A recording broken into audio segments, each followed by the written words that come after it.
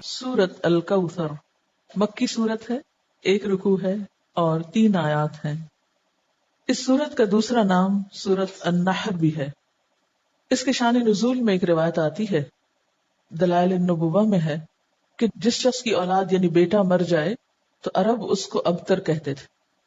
ابتر کہتے ہیں جڑ کٹے کو، کہ اس کی نسل ختم ہو گئی۔ جس وقت آپ کے صاحبزادے قاسم یا ابراہیم کا علیہ السلام بچپن میں ہی انتقال ہو گیا تو کفار مکہ نے آپ کو ابتر کہہ کے پکارنا شروع کر دیا یا تانا دینے لگے۔ ایسا کہنے والوں میں عاص بن وائل کا نام خاص طور پر ذکر کیا جاتا ہے۔ اس کے سامنے جب آپ کا ذکر کیا جاتا، آپ کی کوئی بات کی جاتی تو نفرت سے کہتا تو اس کی بات چھوڑ دو، یہ کچھ فکر کرنے کی چیز نہیں، کیونکہ وہ تو ابتر ہے، اس کو ختم ہونے دو، اس کا تو کوئی نام لینے والا بھی باقی نہیں رہے گا۔ جب اس کا اپنا انتقال ہو گیا تو کوئی بھی اس کو یاد نہیں رکھے گا، کیونکہ عربوں کے ہاں بیٹے ایسی چیز تھے جن پر وہ بھروسہ رکھتے تھے اور جنہیں اپنی شان اور عزت کی چیز سمجھتے تھے۔ تو اس پر اللہ تعالیٰ نے آپ پر یہ سورت نازل فرمائی۔ بسم اللہ الرحمن الرحیم، انا اعطیناک الکوثر، بے شک ہم نے آپ کو کوثر عطا کی۔ کوثر کا لفظ کاف تے رے سے ہے، کثرت کے معنی میں۔ اس کے کئی مفہوم بتائے گئے ہیں۔ ایک معنی تو اس کا خیر کثیر سے کیا گیا ہے کہ بہت کثرت سے ملنے والی خیر اور بھلائی، کیونکہ کوثر کے لفظ میں بھی مبالغہ پایا جاتا ہے، اس کا لفظی معنی ہی خیر کثیر بنتا ہے، تو بعض نے اس کو لفظی معنی میں لیا ہے۔ پھر اسی طرح اس سے مراد وہ نہر بھی لی گئی ہے جو جنت میں آپ کو عطا کی جائے گی۔ پھر اسی طرح اس سے مراد وہ حوض بھی ہے جس سے آپ اپنی امت کو پانی پلائیں گے۔ ابن کثیر نے کوثر سے مراد خیر کثیر ہی لیا ہے، کیونکہ خیر کثیر میں پھر ساری چیزیں آ جاتی ہیں، وہ جنت کی نہر بھی آ جاتی ہے، حوض کوثر بھی آ جاتا ہے، اور آپ کو جو فتوحات دنیا میں نصیب ہوئی، اسلام کا بول بالا ہوا، آپ کا مشن آپ کی زندگی میں مکمل ہوا، یہ تمام چیزیں اس ایک لفظ میں شامل ہو جاتی۔ گویا جتنی نعمتیں آپ کو ملی ان سب کے لیے ایک جامع لفظ ہے کہ آپ کے دشمن آپ کے بارے میں جو بھی کہیں، لیکن ہم نے آپ کو خیر کثیر عطا کر دی ہے، وہ خیر کثیر جس کا سلسلہ دنیا سے شروع ہو کر آخرت تک جاتا ہے، یعنی صرف آخرت میں نہیں، دنیا میں بھی آپ کو خیر کثیر عطا ہوئی۔ اس کے بارے میں کچھ احادیث بھی ہیں۔ حضرت انس کہتے ہیں کہ ایک روز آپ صلی اللہ علیہ وسلم مسجد میں ہمارے درمیان تھے، اچانک آپ پر ایک قسم کی نیند یا بے ہوشی سی طاری ہوئی، پھر ہنستے ہوئے آپ نے سر مبارک اٹھایا۔ ہم نے پوچھا، اے اللہ کے رسول صلی اللہ علیہ وسلم، آپ کے ہنسنے کا سبب کیا ہے؟ آپ نے فرمایا کہ مجھ پر اس وقت ایک سورت نازل ہوئی ہے، یعنی اس سورت کے نازل ہونے پر آپ مسکرائے۔ پھر آپ نے بسم اللہ کے ساتھ یہ سورت کوثر پڑھ کر سنائی۔ پھر فرمایا، تم جانتے ہو کوثر کیا چیز ہے؟ ہم نے کہا اللہ و رسولہ عالم۔ آپ نے فرمایا، یہ ایک نہر ہے جس کا میرے رب نے مجھ سے وعدہ فرمایا ہے، جس میں خیر کثیر ہے، اور وہ حوض ہے جس پر میری امت قیامت کے روز پانی پینے کے لیے آئے گی۔ اس کے پانی کے پینے کے برتن آسمان کے ستاروں کی تعداد میں ہوں گے۔ اس وقت بعض لوگوں کو فرشتے حوض سے ہٹا دیں گے تو میں کہوں گا، میرے پروردگار، یہ تو میری امت ہے۔ اللہ تعالیٰ فرمائے گا، آپ نہیں جانتے کہ ان لوگوں نے آپ کے بعد کیسا دین اختیار کیا، یعنی نام آپ کا لیتے تھے لیکن طریقے آپ والے نہیں تھے۔ بہرحال اس نہر کے بارے میں معراج کے واقعے میں بھی کچھ تفصیلات ملتی ہیں۔ بخاری کی روایت ہے، آپ صلی اللہ علیہ وسلم نے معراج کے واقعے میں فرمایا، میں ایک نہر پہ پہنچا جس کے دونوں کناروں پر خولدار موتیوں کے ڈیرے لگے تھے۔ میں نے جبریل سے پوچھا، یہ نہر کیا ہے؟ اس نے جواب دیا، یہ کوثر ہے۔ یعنی آپ کو معراج کے سفر پر وہ نہر دکھائی گئی جس میں پانی بہ رہا تھا یا جو بھی چیز، مگر اس کے کناروں کے اوپر خولدار موتی تھے۔ سیدنا ابو عبیدہ نے حضرت عائشہ سے پوچھا کہ کوثر سے کیا مراد ہے؟ انہوں نے کہا، کوثر سے ہر وہ بھلائی مراد ہے جو اللہ نے آپ کو عطا کی۔ ابو بشیر کہتے ہیں کہ میں نے سعید بن جبیر سے کہا، یعنی مختلف لوگ اس کے بارے میں سوال جواب کرتے رہے کہ لوگ کہتے ہیں کہ کوثر جنت میں ایک نہر کا نام ہے۔ سعید نے جواب دیا، جنت والی نہر بھی اس بھلائی میں داخل ہے جو اللہ نے آپ کو عطا کی ہے۔ گویا مختلف آراء ہیں اس بارے میں، لیکن حقیقت یہ ہے کہ اس میں وہ تمام بھلائیاں شامل ہیں جو اللہ سبحانہ وتعالیٰ نے رسول اللہ صلی اللہ علیہ وسلم کو عطا کی۔ آخرت کی بھلائیوں کے علاوہ دنیا کی بھلائیاں اگر آپ دیکھیے جن کا ذکر اور پھر اس سے پہلے بھی والضحى واللیل اذا سجا ما ودعك ربك وما قلى وللآخرة خیر لك من الأولى ولسوف يعطيك ربك فترضى. تو یہ جو ہے وَلَسَوْفَ يُعْطِيكَ رَبُّكَ فَتَرْضَى یہ بھی اسی خیر کثیر میں شامل ہے. پھر اسی طرح أَلَمْ نَشْرَحْ لَكَ صَدْرَكَ وَوَضَعْنَا عَنْكَ وِزْرَكَ الَّذِي أَنْقَضَ ظَهْرَكَ وَرَفَعْنَا لَكَ ذِكْرَكَ یہ بھی خیر کثیر میں شامل ہے جو آپ صلی اللہ علیہ وسلم کو عطا ہوا. آپ کو قرآن جیسی نعمت دی گئی اور صحابہ کرام جیسے مخلص ترین ساتھی عطا ہوئے جنہوں نے اپنی جانیں قربان کر کے اس مشن کو پروان چڑھایا جو آپ اللہ کی طرف سے لے کر آئے تھے. اب بات یہ ہے کہ جب بھی کسی کو کوئی نعمت ملے تو اسے کیا کرنا چاہیے؟ اس کا حق ادا کرنا چاہیے. اور کسی نعمت کا حق کب ادا ہوتا ہے؟ جب انسان اللہ کی مرضی اور اطاعت کے کام کرتا ہے. اس لیے فرمایا فَصَلِّ لِرَبِّكَ وَانْحَرْ بس نماز پڑھیے اپنے رب کے لیے اور قربانی کیجیے. اس سے ایک بہت بڑے سوال کا جواب ملتا ہے کہ اللہ کا شکر کیسے ادا کیا جائے. آپ کو بھی خیر کثیر مل رہی ہے قرآن کی نعمت، تو اس کے شکرانے کے لیے بھی خاص نوافل پڑھنے ہیں، ٹھیک ہے، اور اس کے ساتھ صدقہ بھی کرنا ہے کیونکہ اسی طرح شکرانہ ادا کیا جاتا ہے. ایک طرف بندہ اللہ کا حق نہ بھولے اور دوسری طرف بندوں کا نہ بھولے. عام طور پر اس موقع پر خوشی منائی جاتی ہے اور پھر خوشی منانے میں سب کچھ اپنے اوپر ہی خرچ کر لیا جاتا ہے. یہ صرف چند ظاہری مخصوص چیزوں سے خوشی منانے کا تصور سامنے آتا ہے، جبکہ خوشی منانے کے کئی طریقے ہیں اور خاص طور پر محروم لوگوں کو ایسے موقعوں پہ یاد رکھنا. مسلمان کی زندگی میں تو جو بھی خوشی کا موقع آتا ہے وہ تنہا نہیں مناتا اس کو. اسی لیے چھوٹی عید ہو بڑی عید ہو دونوں میں آپ نمازیں پڑھتے ہیں، ایک میں صدقہ فطر ادا کرتے ہیں، دوسرے میں قربانی کرتے ہیں. اس کے علاوہ بھی جو بن پڑے یتیموں، غریبوں، مسکینوں اور ضرورت مند افراد کو دیتے ہیں. اور یہی اصول رکھیے زندگی بھر، جب بھی کوئی نعمت ملے فَصَلِّ لِرَبِّكَ اپنے رب کے لیے نماز پڑھیے، جھک جائیے. وَانْحَرْ اور قربانی کیجیے. نحر بنیادی طور پر اونٹ کی قربانی کو کہا جاتا ہے، یعنی قربانی ٹھیک ٹھاک قسم کی. اونٹ سب سے بڑا جانور ہے نا، تو اپنی حیثیت کے مطابق جو بھی اللہ توفیق دے. اسی لیے کہا جاتا ہے کہ حضرت عبداللہ بن عمر نے شاید سورۃ البقرہ کے خاتمے پر 7 اونٹ ذبح کیے تھے. عربوں کے ہاں سب سے بڑی دولت اونٹ تھی، ان کی متاع یہی تھی. اور کسی کو آنر دینا ہوتا تو اس کے آنے پر اس کی مہمانی میں اونٹ ذبح کیا کرتے تھے، مرغی بکری نہیں بلکہ اونٹ. تو اسی طرح صدقے کا جو انتہائی تصور ہے، یہ بڑی سے بڑی چیز اللہ کی راہ میں دینا ہے، وہ کیا ہے؟ جو بن پڑے میکسیمم انسان کو دینے میں وہ دے اللہ کے راستے میں. وَانْحَرْ اور قربانی کیجیے، یعنی نحر سے مراد اونٹ کی قربانی. اور اس کا مسنون طریقہ کیا ہے کہ اس کا پاؤں باندھ کر حلقوم میں نیزہ مارا جاتا ہے، کھڑا کر کے اس کو قربان کیا جاتا ہے. اسی سے پتہ چلتا ہے. ویسے تو قربانی کے لیے اور لفظ بھی آتے ہیں نا، لیکن یہاں نحر سے خود بخود واضح ہو رہا ہے کہ یہ اونٹ کی، کیونکہ صرف اونٹ کو اس طرح ذبح کیا جاتا ہے، باقی جانوروں کو لٹا کے ذبح کیا جاتا ہے. اور ویسے بھی آپ صلی اللہ علیہ وسلم کو حکم تھا قُلْ إِنَّ صَلَاتِي وَنُسُكِي وَمَحْيَايَ وَمَمَاتِي لِلَّهِ رَبِّ الْعَالَمِينَ. تو فَصَلِّ لِرَبِّكَ دکھاوے کی نماز نہیں، وہ جو پچھلی صورت میں آئی ہے الَّذِينَ هُمْ يُرَاءُونَ وَيَمْنَعُونَ الْمَاعُونَ. ایک تو اپنے اندر کے حرص اور بخل ختم کرنے ہیں، اور دوسری طرف دکھاوے کی نماز نہیں، فَصَلِّ لِرَبِّكَ کرنی ہے. وَانْحَرْ اور قربانی بھی اپنے رب کے لیے کرنی ہے. نتیجہ کیا نکلے گا؟ ان شانئک ھو الابتر، دشمنوں کو اللہ خود سنبھال لے گا، برا چاہنے والے خود مصیبت میں گرفتار ہو جائیں گے. عموماً کیا ہوتا ہے جب انسان کو نعمت ملتی تو ساتھ ہی حاسد بھی پیدا ہو جاتے ہیں نا، ساتھ ہی جیلسیز شروع ہو جاتی ہیں، خواہ دین کی نعمت ملے یا دنیا کی ملے. یہ ایک انڈرسٹوڈ سی بات ہے. تو آپ صلی اللہ علیہ وسلم صادق اور امین تھے، لوگوں کی آنکھوں کا تارا تھے. جب سے آپ کو نبوت ملی ابو جہل ابو لہب ناراض ہو گئے، ساری حمایتوں سے دستکش ہو گئے، اپنے ہی خاندان کے لوگ مخالف اور دشمن ہو گئے، ادھر اہل کتاب دشمن بن گئے.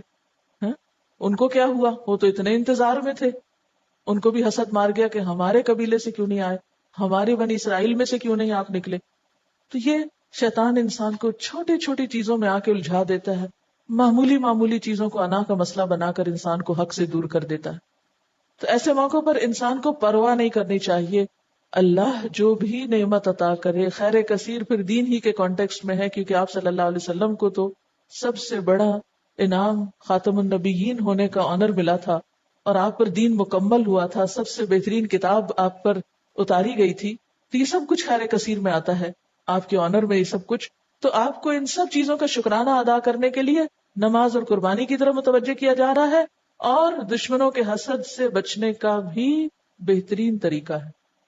جہاں دیکھیں کوئی شخص بہت مخالفت کر رہا ہے اور مخالفت کی وجہ آپ کو پتہ چل رہی ہے کہ حسد ہے، کچھ بھی نہیں اور وجہ کوئی دلیل نہیں، اس کے پاس صرف جیلس ہے، تو ایسی صورت میں کیا کریں؟ 2 نفل پڑھ کے اللہ سے مدد مانگے. کسی قسم کی پریشانی کی ضرورت نہیں، اللہ کے حضور جھک جائیں، دعا کریں. نمبر 2، صدقہ خیرات کریں. یہ 2 طریقے دنیا میں انسان کو پروٹیکٹ کرتے ہیں. وَاسْتَعِینُوا بِالصَّبْرِ وَالصَّلَاةِ، اور دوسری طرف صدقہ اللہ کے غضب کو ٹھنڈا کرتا ہے اور انسان کو آفات سے بچاتا ہے. اور نماز کے اندر پھر دعا بھی شامل ہے. ادھر سے مصیبت اتر رہی ہوتی ہے، ادھر سے دعا اٹھ رہی ہوتی ہے، جو بھاری ہو وہ دوسرے پہ غالب آ جاتی ہے. فرمایا ان شانئک ھو الابتر، تیرا دشمن جڑ کٹا ہو جائے گا، اس کا کوئی نام لیوا باقی نہ رہے گا. شانع کہتے ہیں بغض رکھنے والے دشمن کو، عیب لگانے والے کو. شنآن قوم، پیچھے لفظ آپ پڑھ چکے ہیں، اسی روٹ سے ہے. ایسا دشمن جو بدخواہ بھی ہو اور کینہ پرور بھی ہو، عداوت بھی رکھتا ہو، بغض بھی رکھتا ہو. اور یہ دشمنی کا تیسرا اور انتہائی درجہ ہوتا ہے. قریش مکہ آپ کے ایسے ہی دشمن بن گئے تھے، تو اس لیے آپ صلی اللہ علیہ وسلم کو تسلی دی جا رہی ہے، آپ کا نام بلند رہے گا، وَرَفَعْنَا لَكَ ذِكْرَكَ، اور آپ کے دشمن جڑ کٹے ہو جائیں گے. اور یہ حقیقت آج دیکھیں، ہر نماز میں، ہر اذان میں، دنیا کے اربوں خربوں مسلمان دن میں کئی دفعہ آپ کا نام سنتے ہیں، پڑھتے ہیں، درود شریف پڑھتے ہیں آپ پر. ایک دن میں پوری دنیا کے مسلمانوں کے درود شریف کو آپ جمع کر لیں، اگر ویسے بھول بھی جائیں تو نمازوں میں ہی جو درود شریف ہے تو کتنا آپ کا نام لیا جاتا ہے، کتنا آپ کا ذکر خیر کیا جاتا ہے، کیسی کیسی آپ کی تعریف ہوتی ہے. اور یہ سلسلہ قیامت تک چلتا ہی جائے گا، بڑھتا ہی جائے گا. یعنی آپ کے دور میں جتنے لوگ آپ کا نام لینے والے تھے، اس سے اب تعداد میں کتنے زیادہ ہیں جو آپ کا نام لینے والے ہیں. اور پھر قیامت کے دن بھی اللہ تعالیٰ آپ کو مقام محمود عطا کرے گا، جب ساری مخلوق کی زبان پہ آپ کی تعریف جاری ہو جائے گی. اور آپ کے دشمنوں کو کیا ہاتھ آیا؟ جب تک تاریخ کی کتاب اٹھا کے نہ دیکھے، نہیں پتا چلتا عاص بن وائل کون ہے، نہیں پتا چلتا ابو جہل کا نام کیا تھا اور ابو لہب کا نام کیا تھا اور وہ کیا کرتے تھے اور ان کا کیا معاملہ اور قصہ تھا، عام لوگوں کو نہیں پتا. اور اس کے مقابلے میں آپ صلی اللہ علیہ وسلم کا نام ہمیشہ کے لیے بلند ہو گیا. اس سے جو بات ہمیں پتہ چلتی ہے اور جو سبق سیکھنے کا ہے وہ کیا ہے کہ انسان اللہ کی نعمتوں پر نظر رکھے، پازیٹو سوچ اختیار کرے، نعمتوں کا شکرانہ ادا کرے، نعمتیں اور ملیں گی. مخالفتوں کی پرواہ نہ کرے، مخالفتیں دم توڑ جائیں گی، اس لیے کہ اللہ سبحانہ و تعالی خود حفاظت کرنے والا ہے. جو شخص اپنے رب کو منانے اور راضی رکھنے میں کامیاب ہو گیا وہ محفوظ ہو گیا. جس نے رب کا سہارا تھام لیا، جس نے اس پہ توکل کیا، جو اس کی مدد کے لائق ہو گیا، جس پر اس کا فضل ہو گیا، پھر اس کے لیے کوئی بھی پریشانی باقی نہ رہے گی انشاءاللہ. سورۃ الکافرون مکی سورت ہے، 1 رکوع ہے، 6 آیات ہیں. صحیح احادیث سے ثابت ہے کہ آپ صلی اللہ علیہ وسلم طواف کی 2 رکعتوں، فجر اور مغرب کی سنتوں میں قل یا ایھا الکافرون اور سورۃ اخلاص پڑھا کرتے تھے. اسی طرح آپ صلی اللہ علیہ وسلم نے بعض صحابہ کرام کو فرمایا کہ رات کو سوتے وقت یہ سورت پڑھ کر سو گے تو شرک سے بری قرار پاؤ گے. تو رات کو جہاں بسمک اللہم اموت و احیا پڑھتے ہیں وہاں اس سورت کو بھی پڑھا کریں. بعض روایات میں آپ کا عمل بھی بتلایا گیا ہے، یعنی آپ صلی اللہ علیہ وسلم کے پڑھنے کا طریقہ بھی پتہ چلتا ہے. حضرت عائشہ فرماتی ہیں کہ آپ صلی اللہ علیہ وسلم نے فرمایا کہ فجر کی سنتوں میں پڑھنے کے لیے 2 صورتیں بہتر ہیں، سورت کافرون اور سورت اخلاص. بعض صحابہ نے آپ صلی اللہ علیہ وسلم سے عرض کیا کہ ہمیں کوئی دعا بتا دیجئے جو ہم سونے سے پہلے پڑھا کریں. آپ نے قل یا ایھا الکافرون پڑھنے کی تلقین کی اور فرمایا کہ یہ شرک سے برات ہے، کیونکہ شرک ایسا گناہ ہے جو معاف نہیں ہوگا. تو اگر انشاءاللہ ہر روز پڑھیں گے تو اللہ تعالیٰ اس سے بچنے کی توفیق بھی دیں گے. حضرت جبیر بن مطعم فرماتے ہیں کہ آپ صلی اللہ علیہ وسلم نے ان سے فرمایا کیا تم یہ چاہتے ہو کہ جب سفر میں جاؤ تو وہاں تم اپنے سب رفقا سے زیادہ خوشحال اور بامراد رہو، تمہارا سامان زیادہ ہو جائے؟ انہوں نے عرض کیا بے شک میں ایسا چاہتا ہوں اے اللہ کے رسول صلی اللہ علیہ وسلم. آپ نے فرمایا کہ آخر قرآن کی 5 سورتیں کافرون، نصر، اخلاص، فلق اور ناس پڑھا کرو، یعنی سفر کے موقع پر بھی پڑھا کرو. ہر سورت کو بسم اللہ سے شروع کرو اور بسم اللہ ہی پر ختم کرو، یعنی اگلی سورت سے پہلے پھر پڑھو. حضرت جبیر کہتے ہیں کہ اس کے بعد میرا حال یہ تھا کہ سفر میں اپنے 2 ساتھیوں کے مقابلے میں خستہ حال ہوتا تھا. آپ کی اس تعلیم پر عمل کرنے کے بعد میں سب سے اچھے حال میں رہنے لگا. ایک مرتبہ آپ صلی اللہ علیہ وسلم کو بچھو نے کاٹ لیا تو آپ نے پانی اور نمک منگوایا اور یہ پانی یعنی پانی میں نمک ڈال کے یہ پانی کاٹنے کی جگہ لگاتے تھے اور قل یا ایھا الکافرون اور قل اعوذ برب الفلق اور قل اعوذ برب الناس پڑھتے جاتے تھے. یعنی اس صورت سے دم بھی کیا جا سکتا ہے. اب اس صورت کا شان نزول کیا ہے؟ ابن اسحاق کی روایت میں ہے کہ ابن عباس سے مروی ہے. ابن اسحاق جو ہسٹورین ہے، سیرت نگار ہے، اس نے ابن عباس سے روایت کیا ہے کہ ولید بن مغیرہ، عاص بن وائل اور اسود بن عبد المطلب اور امیہ بن خلف آپ کے پاس آئے اور کہا آؤ ہم آپس میں اس پر صلح کر لیں کہ 1 سال آپ ہمارے بتوں کی عبادت کیا کریں، 1 سال ہم آپ کے معبود کی عبادت کریں گے.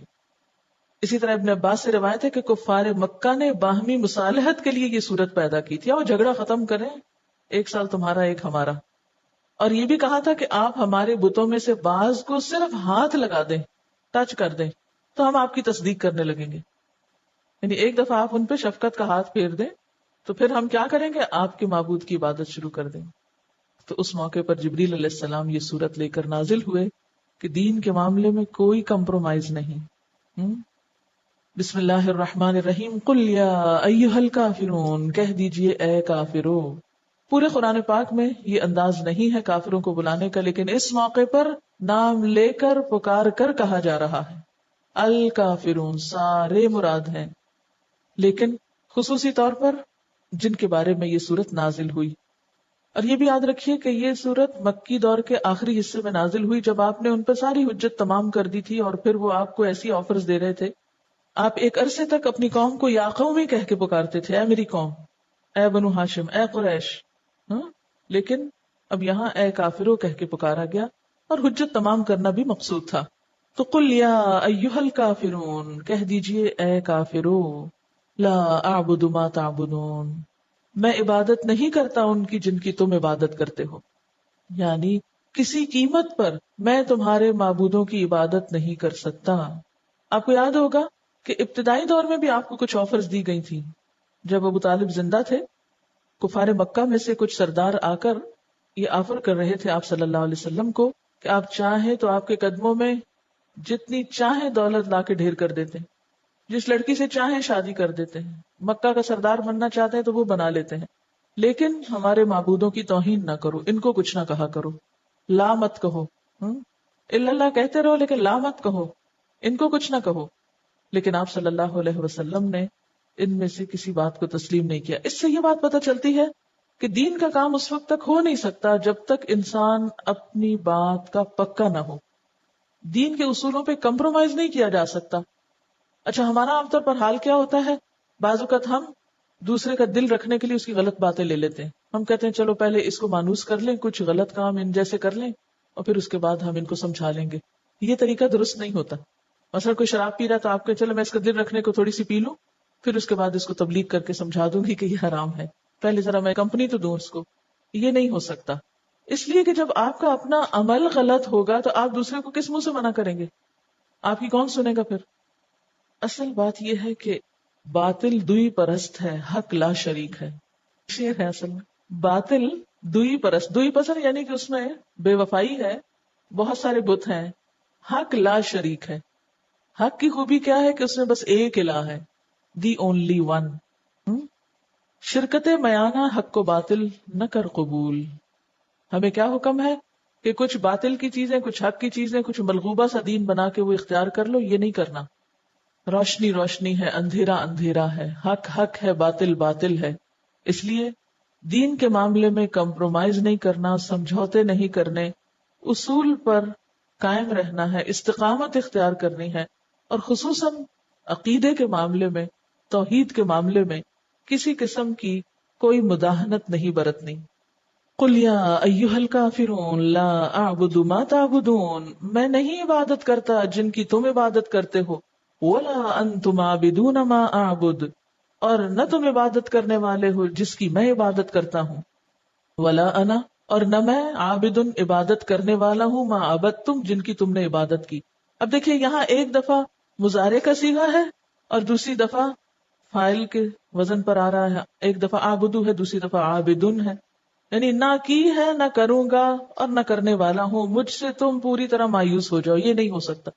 یعنی ایک ہی بات کو مختلف انداز میں کہا گیا ہے، مختلف پیرایوں میں بیان کیا گیا ہے کہ ہر طرح کا شک دور کر لو، کسی بھی شکل میں کسی بھی طور پر کوئی کمپرومائز نہیں ہو سکتا. وَلَا أَنَا عَابِدٌ مَا عَبَدتُّمْ وَلَا أَنْتُمْ عَابِدُونَ مَا أَعْبُدُ، اور نہ تم عبادت کرنے والے ہو جس کی میں عبادت کرتا ہوں. لَكُمْ دِينُكُمْ وَلِيَ دِينِ، تمہارے لیے تمہارا دین اور میرے لیے میرا دین. جیسے ایک اور جگہ پر آتا ہے نا لَنَا أَعْمَالُنَا وَلَكُمْ أَعْمَالُكُمْ، کیونکہ یہ دو راستے اکٹھے نہیں ہو سکتے، ایک جیسے نہیں، یہ دو نظریے جمع نہیں ہو سکتے. وَمَا أُمِرُوا إِلَّا لِيَعْبُدُوا اللَّهَ مُخْلِصِينَ لَهُ الدِّينَ، وہاں تو اللہ کے سوا کسی کی عبادت کا بھی حکم نہیں، خواہ وہ ریاکاری ہی کی قسم کیوں نہ ہو. اس لیے کہ دونوں کی سوچ فرق، دونوں کا طرز زندگی فرق اور دونوں کا انجام فرق، یہ کہاں اکٹھے ہو سکتے ہیں؟ یہ تو زمین اور آسمان ہے، یہ تو مشرق و مغرب جتنی دوری رکھتے ہیں آپس میں، دونوں ایک دوسرے کے بالکل اپوزٹ ہیں. بسم اللہ الرحمن الرحیم قل یا ایہا الکافرون لا اعبد ما تعبدون ولا انتم عابدون ما اعبد ولا انا عابد ما عبدتم ولا انتم عابدون ما اعبد لکم دینکم ولی دین. پاک اور ناپاک ایک جیسے نہیں ہوتے، مسلم اور مجرم فرق ہوتے ہیں، دین پڑھے ہوئے اور نہ پڑھے ہوئوں کی زندگی مختلف ہوا کرتی ہے، جاننے والے اور نہ جاننے والے برابر نہیں ہوتے، نیکی اور برائی ایک نہیں ہوتی. افنجعل المسلمین کالمجرمین ما لکم کیف تحکمون. اس لیے قرآن پڑھنے کے بعد وہ میزان ہاتھ آتی ہے، وہ معیار ہاتھ آتا ہے جو نہ پڑھنے والوں کے پاس نہیں ہوتا. اس لیے عقائد میں، عبادات میں، اخلاق میں، معاملات میں لازمی طور پہ فرق آنا چاہیے، اور اگر فرق نہیں آیا تو گویا کچھ بھی نہیں پڑا.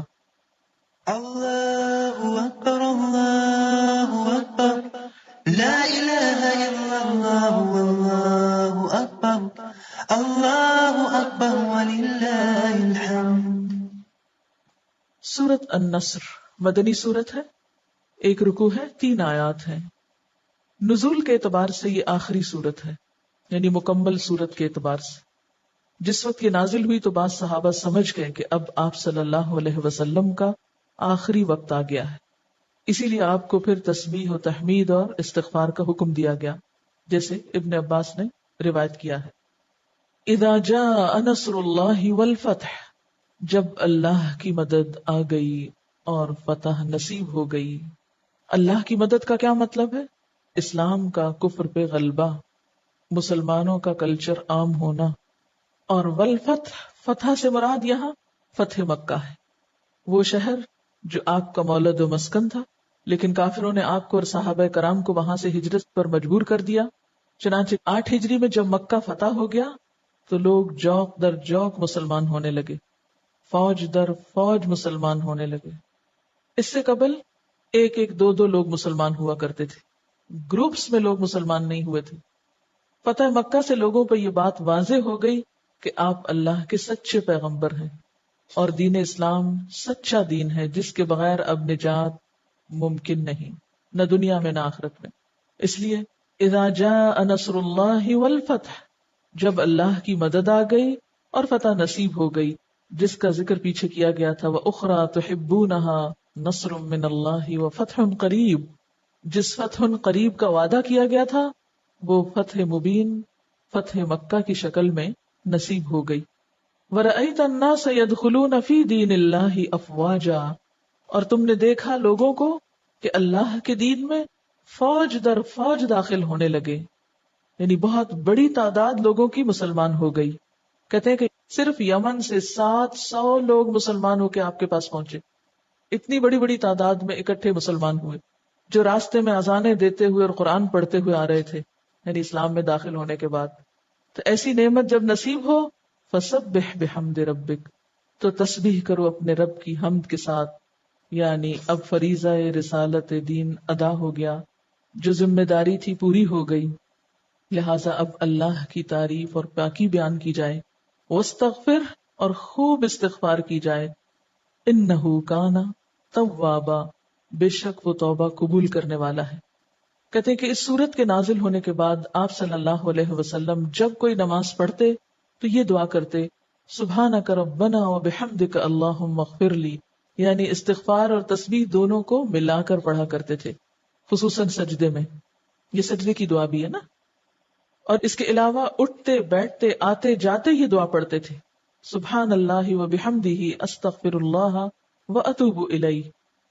اور پھر حضرت ابو ہریرہ فرماتے ہیں کہ اس سورت کے نزول کے بعد آپ نے عبادت میں بڑا مجاہدہ فرمایا، یہاں تک کہ آپ کے پاؤں سوج جایا کرتے تھے، جیسے پیچھے بھی آپ کو کہا گیا تھا نا کہ وَإِذَا فَرَغْتَ فَانْصَبْ وَإِلَىٰ رَبِّكَ فَارْغَب، جب آپ اس کام سے فارغ ہوئے، اپنی ذمہ داری پوری کر لی، تو آپ پھر اپنے آپ کو عبادت کے لیے تھکاتے تھے۔